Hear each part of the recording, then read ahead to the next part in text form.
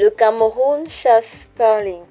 D'après le site internet AITN datant du 29 avril 2024, le Cameroun se retrouve au cœur d'une controverse technologique avec la saisie récente des kits Starlink à ses frontières, une mesure drastique prise juste avant la suspension programmée du service de l'entreprise dans le pays le 30 avril. Starlink, le fournisseur d'accès Internet par satellite, n'est pas encore agréé pour opérer au Cameroun, une situation qui soulève des questions de régulation et de sécurité nationale. Selon le directeur général des douanes camerounaises, Fongod Nwit Nouvaga, l'utilisation de cette technologie pose une menace directe à la sécurité nationale car elle échappe à la surveillance du Conseil de régulation des télécommunications du pays. Il dit, et je cite, cette technologie, qui permet une connexion Internet ultra rapide et illimitée, n'est pas réglementée localement, ce qui constitue une menace pour notre souveraineté numérique. Alors, pour vous situer un peu le contexte, nous sommes au Cameroun et Internet, Camtel, Orange et MTN font chier. Je suis désolée de le dire comme ça, mais c'est le moins que l'on peut dire. Comment expliquer qu'en pleine ville de Yaoundé ou de Douala, le réseau parte totalement? C'est-à-dire vous ne pouvez pas communiquer à certains moments, à certains endroits de ces deux villes principales-là. C'est incroyable. Je ne vous parle même pas des zones retirées. Je me rappelle, il y a à peine un mois, on a fait 3 jours sans connexion. Carrément. On ne trouve même pas de mots pour expliquer le désarroi dans lequel les populations camerounaises se trouvent à ce moment. Et Starlink était un peu comme une bouée de sauvetage. C'est-à-dire, peu importe où tu es dans le pays, tu pouvais avoir accès à Internet parce que cela est directement relié au satellite. C'est-à-dire, on n'a pas besoin d'Orange ni de MTN, encore moins de Camtel pour se connecter. Donc là, c'était carrément une solution qui aidait le peuple à se connecter. Pour ceux qui en avaient les moyens, bien sûr. Alors bon, je continue. Apparemment, ils n'ont pas de contrat au Cameroun. Ils n'ont rien au Cameroun. Ils n'ont pas leur dossier. Je ne connais pas très bien le dossier à remplir pour ça. Mais bon, paraît-il, ils ne sont pas autorisés à émettre au Cameroun. Du coup, le gouvernement a décidé de carrément interdire cela.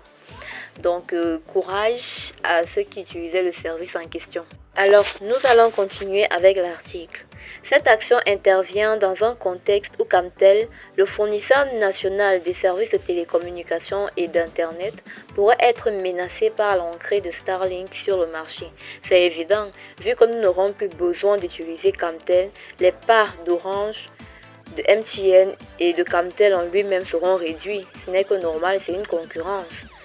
Donc, les autorités expriment également des inquiétudes sur des activités commerciales frauduleuses potentielles, l'exploitation des terminaux Starlink et les risques liés aux données personnelles. Pour expliquer la phrase, ils sont en train de nous dire qu'on pourrait voler nos données personnelles pour les revendre.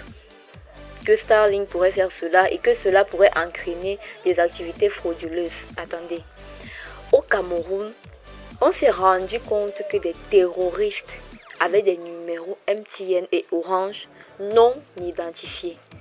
Mais c'est très grave. De quoi est-ce qu'ils nous parlent? Ils nous parlent de sécurité, mais j'ai envie de rire. C'est drôle. Pour moi, c'est drôle, franchement. Et on vient nous parler de sécurité. Bref, s'ils peuvent améliorer, tant mieux. En parallèle, Starlink a annoncé à ses clients que l'utilisation de son équipement dans les zones non autorisées constitue une violation de ses conditions générales. Les clients qui se trouvent hors des zones approuvées pendant plus de 2 mois après la date limite d'avril 2024 doivent mettre à jour leur localisation ou risquent d'être déconnectés. Cette situation n'est pas unique au Cameroun.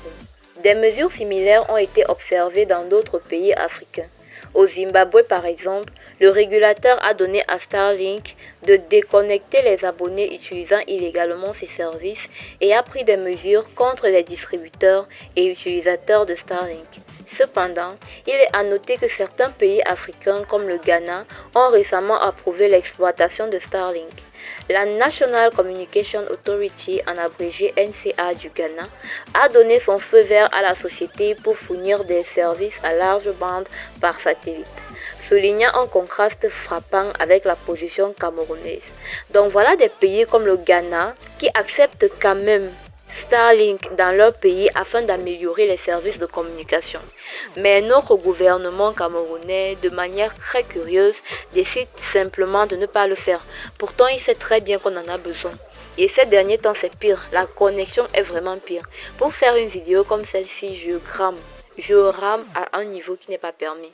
L'article continue en disant que cette divergence d'approche soulève des questions importantes sur l'équilibre entre la protection des intérêts nationaux et l'adoption des technologies innovantes pour améliorer la connectivité. Alors que le Cameroun et d'autres pays maintiennent des restrictions strictes, les bénéfices potentiels de la technologie satellite en termes de connectivité et d'accès à l'information restent un débat ouvert sur le continent. C'est évident. Donc, la seule chose qu'on peut faire, c'est encourager notre gouvernement, évidemment, à accepter la concurrence. Cela va beaucoup nous aider. Et bon, je ne comprends pas trop leur position, mais bon. Mais tout ce qu'on demande, c'est qu'ils autorisent au moins Starlink à faire ses papiers afin que nous restions simplement connectés. Je ne comprends pas cette logique qu'il y a à barrer la route à des innovations technologiques qui pourraient nous être bénéfiques. Plusieurs personnes vivent de la connectivité. Les créateurs de contenu sont dépendants de cette connexion-là, mais donc leur position est simplement incroyable.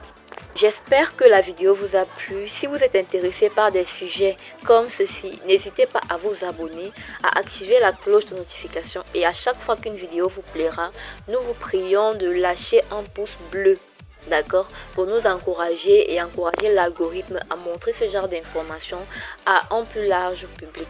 Nous vous rappelons par ailleurs que de lundi à vendredi, nous vous tenons informés des avancées technologiques dans le monde entier et le week-end, nous vous donnons quelques astuces technologiques. À bientôt pour une nouvelle vidéo. D'ici là, portez-vous bien. Merci.